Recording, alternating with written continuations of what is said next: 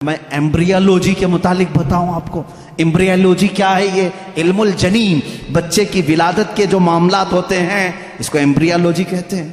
Doctors ہوں گے وہ سمجھیں گے ہماری بات کو. ایمبریالوجی ایک پورا کا پورا علم ہے اور انہی کی باتوں سے میں آپ کو بتاؤں. ایمبریالوجی میں کہا گیا ہے کہ سب سے پہلے پانی کا ایک قطرہ مرد کے نطفے سے جا کر ماں کے رحم مادر میں جمع ہوتا ہے. پہلے قرآن کی آیتیں پڑھو. وَلَقَدْ خَلَقْنَا الْإِنسَانَ مِنْ سُلَالَةٍ مِنْ طِينٍ ثُمَّ جَعَلْنَا النُّطْفَةَ عَلَقَةً فَخَلَقْنَا الْعَلَقَةَ مُضْغَةً فَخَلَقْنَا الْمُضْغَةَ عِظَامًا فَكَسَوْنَا الْعِظَامَ لَحْمًا. اللہ تعالیٰ نے اس آیت کو، اس طرح کی آیت کو 3 یا 4 مرتبہ انسان کی تخلیق کیسے ہوئی. رب فرماتا ہے اللہ تعالیٰ نے نطفے سے تمہیں پیدا کیا، نطفے سے. اچھا، میں ایک ڈاکٹر صاحب سے بات ہو رہی تھی، انہوں نے کہا پورا نطفہ جو ہوتا ہے انسان کا، منی جو مرد کی ہوتی ہے، اس میں ایک بار کی منی میں تقریباً 30 لاکھ سپرم ہوتے ہیں. جو جراثیم، جس کو کیڑا یہ لوگ کہتے ہیں، جو جا کر کے عورت کے اوم میں، یعنی اس کے بیضے ہوتے ہیں، انڈے ہوتے ہیں، اس میں ٹکراتا ہے اور جا کر کے فکس ہو گیا اگر ایک جراثیم، ایک کیڑا، ایک سپرم کا، تو پھر بچے کی ولادت وہاں سے شروع ہوتی ہے. تو انہوں نے کہا کہ 30 لاکھ میں سے ایک ہی جاتا ہے، 30 لاکھ میں سے ایک ہی جاتا ہے. اور رب تعالیٰ کے اس کلام پر قربان جاؤ، اللہ فرماتا ہے سلالۃ من ماء مہین، کہ جب تم نطفہ ڈالتے ہو تو بہت سارے پانی میں سے جو اصل ہوتا ہے مولا اسی سے پیدا کرتا ہے. سلالہ کہتے ہیں سب سے قیمتی چیز، اس میں سے جو اصل ہے اسی سے پیدا کرتا ہے. 30 لاکھ اگر سپرم میں جراثیم آئے ہوں، صرف ایک ہی سے پیدا کیا جاتا ہے. پھر اس کے بعد اللہ تعالیٰ نے فرمایا ہم اس کے ذریعے سے علقہ بناتے ہیں. علقہ کیا ہے؟ مضغہ کیا ہے؟ علقہ بستہ خون ہے. بستہ خون مطلب خون جیسے ہوتا ہے. میں نے ایک ڈاکٹر سے پوچھا اس میں ہی انٹرنیٹ پر، تو انہوں نے ایک تحقیق مجھے بھیجی کہ ایمبریالوجی کے شروع کے دنوں میں یہ ہوتا ہے کہ جیسے جونک ہوتی ہے نا، جونک ایک کیڑا ہے، چپک جائے تو چھوڑتا نہیں ہے. تو علقہ قرآن میں ذکر ہے، میں اس پر پڑھ رہا تھا. علقہ جیسے چنگم والی چیز ہوتی ہے، چپکنے والی، اگر خون کے چپکنے والے حصہ کوئی بن گیا تو اس کو علقہ کہتے ہیں. اور آج ڈاکٹرز کہہ رہے ہیں نطفے کے بعد اگر سب سے پہلے بچے میں کچھ بنتا ہے تو وہ گم ٹائپ کا ایک خون بنتا ہے جس کو قرآن بتا رہا ہے. یہ ساری چیزیں سونوگرافی کے بعد معلوم ہوتی ہیں، سکین کرنے کے بعد معلوم ہوتی ہیں. اور اس کے بعد مضغہ ہے، گوشت کا ایک لوتھڑا.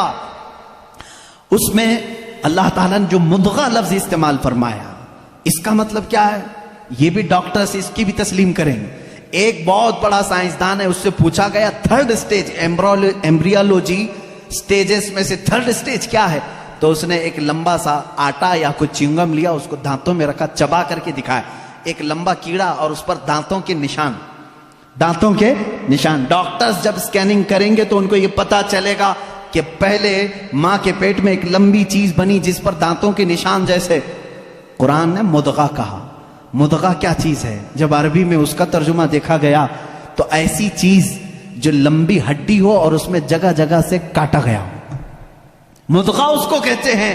اور ڈاکٹرز کل 100% اتفاق کرتے ہیں کہ 3rd سٹیج میں جب یہ بچے کی ولادت آتی ہے تو اس کی صرف ریڑھ کی ہڈی بنی ہوتی ہے جو پیٹھ پر ہے، جس میں جگہ جگہ گانٹھ ہے، ایسا لگتا ہے جیسے کسی نے کسی چیز کو چبایا. یہ قرآن میں ایمبریالوجی کا فلسفہ موجود ہے. اگر یہ سٹیجز میں بتاؤں 9 مہینے تک بولنا پڑے گا نا، بچے کی ولادت 9 مہینے بعد ہوتی ہے. ایمبریالوجی کے بہت ساری چیزیں ہیں. اور اللہ، میں آپ کو یہ بتاؤں سب سے پہلے چیز کیا بنتی ہے انسان کی، یہ بھی تحقیقات سائنس کر چکا ہے. سب سے پہلے بچے کے نطفے کے بعد علقہ، مضغہ، اور اس کے بعد اس پر چمڑی آتی ہے، یا جو بھی 27 ویکس، اگر 24 ویکس ہوتے ہیں اگر پریگننسی کے، تو سب سے پہلے وہ جنین میں سننے کی چیز آتی ہے. کیا؟ سننے کی چیز. اس کے بعد اس کے اندر محسوس کرنے کی، دیکھنے والی چیز آ جاتی ہے 27 ویکس کے بعد. پھر اس کے بعد اس کی ہارٹ بیٹ بھی شروع ہوتی ہے. اب قرآن کی آیت پڑھو، اللہ فرماتا ہے وَجَعَلَ لَكُمُ السَّمْعَ وَالْأَبْصَارَ وَالْأَفْئِدَةَ قَلِيلًا مَا تَشْكُرُونَ. ہم نے تمہارے ماں کے پیٹ میں سب سے پہلے سننے کی طاقت دی، دیکھنے کی طاقت دی، پھر دھڑکنے والا دل عطا کی۔ اللہ اللہ، یہ ترتیب کہاں سے آئی؟ یہ اس زمانے میں قرآن نازل ہوا جہاں کوئی خوردبین نہیں تھی، کوئی مائکروسکوپ نہیں تھا، کوئی ٹیلیسکوپ نہیں تھا، کوئی سونوگرافی نہیں تھی، کوئی سکیننگ سینٹر نہیں تھا۔ جب قرآن یہ بتا رہا ہے وہ لوگ اس وقت ماؤں کے پیٹ میں کیسے بات جان سکتے تھے؟ ایک بہت بڑا سائنسدان ہے، اس کے سامنے ایمبریالوجی کے تذکرے کیے گئے اور قرآن کی آیتیں بتائی گئی تو کہتا ہے شاید محمد صلی اللہ علیہ وسلم کے پاس کوئی ایسی بڑی مشین تھی جس کو وہ دیکھ کر کے سب بتائیں۔ ان سے کہا گیا میاں یہ 1400 سال پہلے کی ہے، تو وہ خود ہنسنے لگا، ہاں یہ تو ٹیلیسکوپ جو دیکھنے والی خوردبین ہے، مائکروسکوپ، یہ تو 16ویں صدی میں ایجاد ہوئی ہے، اور اس وقت جب ایجاد ہوئی تو بڑی بڑی چیزیں ہی خالی دیکھ سکتی تھی، چھوٹی چیزوں کو دیکھا بھی نہیں جاتا۔ پھر اس نے اٹھ کر کے یہ کہا پھر تو یا تو اوپر والی کوئی طاقت ان کے ساتھ ہوگی۔ یہ باتیں اگر وہ اس زمانے میں بتائے ہیں تو پھر کوئی اور طاقت ہوگی۔ یہ قرآن کے علوم ہیں میرے عزیزو، پڑھو اس قرآن کو، کیا نہیں ہے اس کے اندر۔